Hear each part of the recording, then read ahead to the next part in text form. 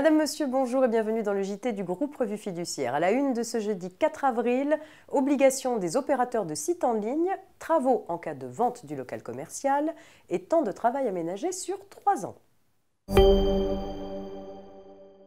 La loi relative à la lutte contre la fraude a renforcé les obligations pesant sur les opérateurs de sites en ligne.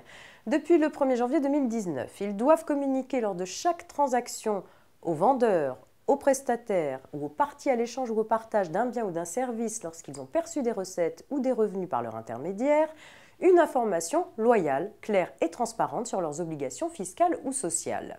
Les opérateurs sont tenus de mettre à disposition de leurs utilisateurs un lien électronique vers les sites des administrations contenant ces informations. Ces liens figurent dans la documentation administrative qui vient d'être mise à jour.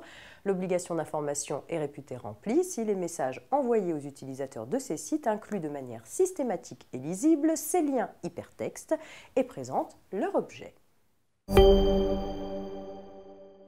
On s'interroge sur l'obligation de travaux en cas de vente du local commercial avec l'affaire suivante. Un bailleur commercial est condamné en justice à effectuer des travaux sur l'immeuble loué.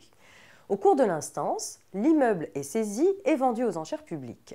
Le locataire demande alors au juge de condamner le nouveau propriétaire à réaliser les travaux. L'acquéreur de l'immeuble s'y oppose, estimant qu'il appartient au vendeur de financer les travaux jugés nécessaires alors qu'il était propriétaire. En vain. Il est vrai que le vendeur n'est pas dispensé de son obligation de prendre en charge les travaux qui étaient déjà requis avant la vente, mais à compter de l'acquisition, le nouveau propriétaire est également tenu envers le locataire de réaliser ces travaux dans la mesure où ils sont nécessaires à la délivrance conforme du bien loué. Et on termine avec le temps de travail aménagé sur 3 ans. La loi du 8 août 2016, dite loi travail, a assoupli le mécanisme d'aménagement du temps de travail sur une période supérieure à la semaine par accord collectif. Ainsi, depuis le 1er janvier 2017, la période d'aménagement du temps de travail initialement limitée à 1 an peut aller jusqu'à 3 ans, sous réserve qu'un accord de branche l'autorise.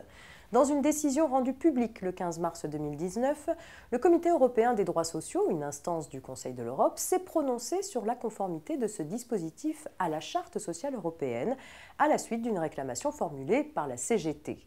Les membres du comité ont conclu à la violation de la charte en raison d'une part de l'absence de contrepartie particulière à l'aménagement du temps de travail sur plus d'1 an et d'autre part des effets négatifs du dispositif sur la santé, la sécurité et l'équilibre entre la vie professionnelle et la vie privée.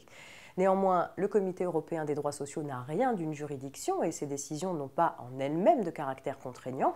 En revanche, elles peuvent venir à l'appui d'évolutions législatives ou jurisprudentielles.